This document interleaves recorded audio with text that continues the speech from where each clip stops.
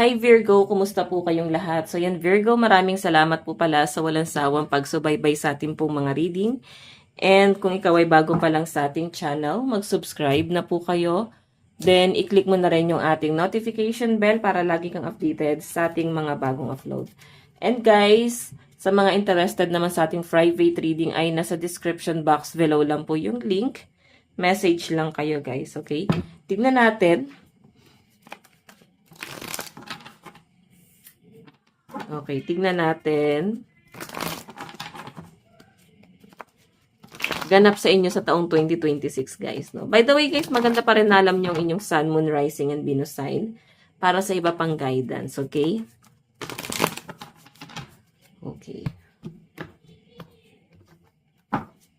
Virgo, Sun, Moon, Rising, and Venus sign pagdating sa career mo sa taong 2026. Virgo. Okay. So, guys, Six of Wands. Six of Swords. So, ito guys, maganda naman yung nakikita ko. Six of Wands, Six of Swords. Ano to parang maraming opportunity paparating. Pero mas na ano ka kasi ng emosyon mo, natatalo ka ng emosyon mo, or Virgo parang mas napangungunahan ka ng takot. Yan yung malinaw na nakikita ko dyan, okay? And masyado kang maingat sa mga galaw mo. Masyado kang OC, no? Kumbaga parang bago mo gawin to, be sure na parang eto na talaga yon, walang pagsisisi, walang panghihinayang. Ganon kita nakikita na parang masyado pa ng perfectionist sa mga Virgo. Pero ito kasi yung energy mo, okay lang, pero at least balance. Kasi tingnan mo yung tubig. Diyan tayo nagbe-base. Dito kasi kalmado. Dito may struggle. Ibig sabihin, kung meron ka mang plano sa taong 2026, sa career mo, expect mo na kahit paano, may struggle siya. Hindi siya guys, ganun ka-perfect, no? Tingnan natin. Meron tayong Queen of Swords. So, si Queen of Swords, so nakikita ko guys, gagawin mo to, Virgo, dahil nga sa isang tao. Si Queen of Swords. I think itong taong to, meron siyang pinamukha sa inyo. Though hindi niya naman sinabi direct sa inyo. Pero, yung action niya, and kung ano yung ginawa niya sa inyo, Virgo, parang naipamukha niya sa inyo na kailangan mong gawin kapaki-pakinabang yung buhay mo. Matalino kasi to independent, no? So, pwedeng energy mo yan. Napaka-independent. And, security talaga yung pinaka-main focus ng mga Virgo sa taong 2026. So, nakikita ko rin guys, hindi naging ganun kaayos yung pamumuhay. I think gusto mong umalis sa sitwasyon na meron ka ngayon. Parang gusto mo na, parang ialis yung pamilya mo sa hirap or sa paghihirap na meron ka ngayon, na dinadanas mo ngayon. Malinaw kasi yung pinapakita rito na parang gusto mo na i-secure or stability para sa family. Okay, so para magiging family-oriented ka sa taong 2026. Tingnan pa natin, meron tayong Hermit. Yun nga lang, napapaisip ka dito, no? Okay, napapaisip ka kung paano mo yun gagawin, kung saan ka magsisimula, ano yung mga dapat na susunod na hakbang na gagawin mo. Okay? Ngayon kasi guys, masyado mong ina-isolate, ayan, or i-isolate mo yung sarili mo sa taong 2026. Masyado mo kasing iniingatan yung sarili mo. Okay lang naman din yun, normal din naman yun. Yun nga lang guys, sa sobrang pag-iingat mo, nagiging takot kasi yan. Dapat malakas yung loob mo. Ito nandun ka sa loob ng kuweba, naghanap ka ng liwanag, napapaisip ka, ano na ba yung susunod na hakbang, ano na ba yung mga dapat na mangyayari. Para nawawala ng kumpiyansa sa sarili, ang nakikita ko sa mga Virgo.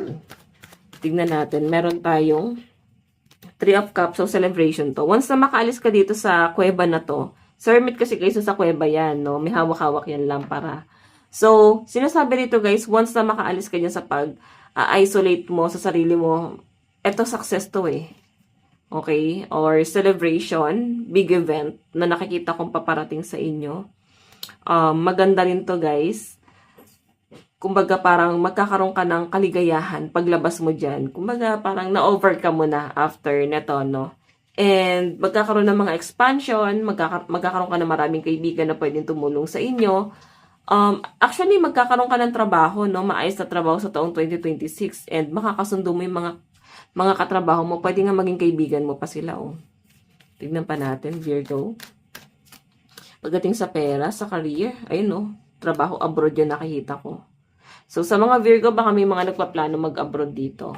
Okay, napapaisip ka lang talaga, kung saan ka magsisimula. Malakas ang loob ng mga Virgo, pero yun nga lang, napapaisip ka saan ba magsisimula, na may mga dapat nagagawin na, may mga hakbang. So, yan po yung nakikita ko dyan. And guys, since the world to is, feeling ko maririlis na lahat ng mga negative na dala-dala mo ngayong taong 2025, maririlis na yan sa pag-alis mo. Okay? Magkakaroon ka ng pag-asa, maraming opportunity, and unti-unti na makaka-recover ka sa mga struggle na pinagdaanan mo. Nakikita ko rin sa mga Virgo yung parang hinanakit, naging problema nyo. Pero guys, hindi siya guys habang buhay na ganun yung pwede mong maranasan. Okay? Nakikita ko na makaka-recover ka dyan sa bagay na yan. Kasi dito may ups and down, no, sa taong 2026.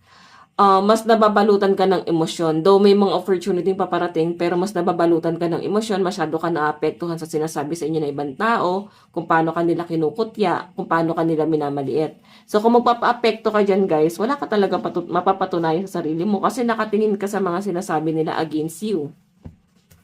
Okay, so kung hindi mo sila guys papansinin, okay lang pansinin pero sapakin mo agad. Okay, char lang. I mean, mas okay lang din naman yun na mas tahimik yung buhay. Pero kung papansinin mo yan, siguro mas maganda na kausapin mo na parang hindi dapat ganon, wala ka namang masamang intention, mas klaruhin mo. Okay? Minsan hindi na rin maganda yung nananahimik lang talaga, no, sa guys. Hindi na yan usa panahon natin ngayon. Okay, so titignan natin pagdating sa love life mo, Virgo.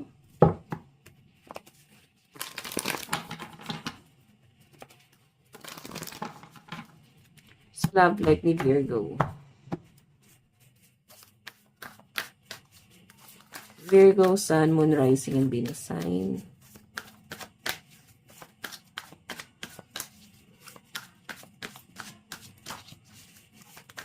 Pagdating po sa love life sa taong 2026, Virgo, Emperor.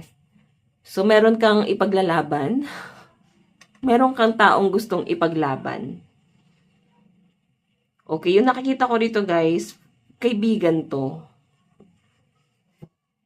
Nagkakaroon ka ng I think wala kang karapatan. Parang ganun. Ramdam mo sarili mo wala kang karapatan sa taong to. Pero nakakaramdam ka ng selos, nakakaramdam ka ng galit, inis sa kung anong meron siya ngayon. Okay? So, I think nasa situationship ka or sabihin na natin na nahulog yung loob mo sa taong bawal, hindi pwede, or may ibang karelasyon, or pwedeng ikaw to. So, ito kasi guys, nagre-represent ng friendly kasi si Emperor guys, kahit medyo matigas ang loob na itong taong to. Friendly naman yan. So, yan. Tignan natin. Sa mga single to, no, parang hindi mo alam sa sarili mo kung bakit ka nahuhulog ng ganito sa taong to. Or hindi mo alam sa sarili mo kung bakit parang kaibigan ko lang to, ba't ako nagkakagusto sa kanya? Parang ganon. Sige, tingnan natin. Or meron kayong mamimit na isang tao na mapapalapit sa inyo, din mahuhulog din talaga yung loob sa inyo na itong taong to. Or ikaw, same kayo. Pero siya kasi, alam niya yung limit niya. Okay, pagdating sa love life ni Virgo, meron tayong the High Priestess. Pakiramdaman to guys. Nararamdaman ka rin itong taong to, iniisip-isip ka rin ito. Ang problema lang guys, since High Priestess yan, protective siya sa nararamdaman niya. And nakikita kanya na someone na ay may potential. May okay din tong taong to. Maayos din tong taong to. Yun nga lang guys, nakikita ko sa kanya na parang ginaguard niya yung sarili niya. Okay, medyo conflict na agad, no? And kung makikita nyo guys yung 8 of Pentacles, sobrang na-appreciate ka ng person mo, kung ano yung mga pinaparamdam mo sa kanya, yung effort na gagawin mo sa kanya, siya ganun din may effort din siyang gagawin dito. Ang problema lang guys, mas nagpo-focus ito sa career niya. Mas nagpo-focus siya. So kung ano yung pwede niyang patunayan sa sarili niya. Okay? Kumbaga, nagstay na lang siya sa kung ano yung sa tingin niya is safe siya. Kumbaga, pwede kanya ipaglaban, pero mas iniisip nitong person na to na dito yung safe place niya eh. So, parang tinanggalan niya na ng karapatan yung sarili niya na parang dito na lang ako. Okay? Kung sino man yung kasama niya ngayon or kung ano man yung pinaglalaban niya, pinaglalaanan niya ng panahon at oras, doon siya nag-i-stay. Tignan natin, meron tayong judgment. Okay. May nakikita ko dito guys, wake up call to. Parang kailangan magising ka, may ma-realize no, na itong relasyon na to, parang parehas kayo pinaglalabanan na hindi pwede. Okay? Nililimitahan nyo yung sarili nyo. Wheel of Fortune, I think makaka-recover kayong dalawa rito. Hindi ko siya nakakita na parang magiging pang matagalan, pero andun yung memories. Mas ipaglalaban nyo na maging magkaibigan na lang talaga. Ipaglalaban nyo na parang ito lang talaga yung nakaya nyo sa relasyon nyo. Okay? Tignan natin sa mga single dyan. Pero sa mga in relationship, ayan. Magi-stay to guys. Pero nandun yung parang pag-wonder. Wala naman ako nakitang hesitation. Kumbaga sobrang kalmado lang ng relasyon, no? Sa mga in relationship ngayon pa lang. Pero sa mga single dyan, ayan. Mahuhulog ka sa isang tao na hindi mo alam kung para sa inyo talaga.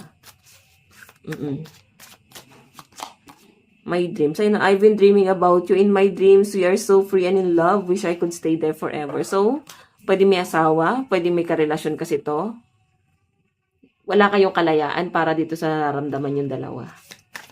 Okay, meron tayong father wounds. My father is big influence on my behavior now. As an adult, I have challenges with connecting to the divine masculine energy within me and externally. So, yung father wounds na yan, guys, is kung paano ka naapektuhan. Parang affected ka dun sa experience siguro ng father mo. Or kung ano yung pinagdaanan niya, parang feeling mo ikaw yung sumasalo or siya yung parang ina-ideal mo, yung role model mo. Okay, so tingnan natin yung advice, kabuuang advice. Meron tayong Journey by Moonlight. Believe in Magic. Okay, so yan guys, ito lang po ang inyong reading sa taong 2026. Again, maraming salamat. God bless and love you all. Bye-bye.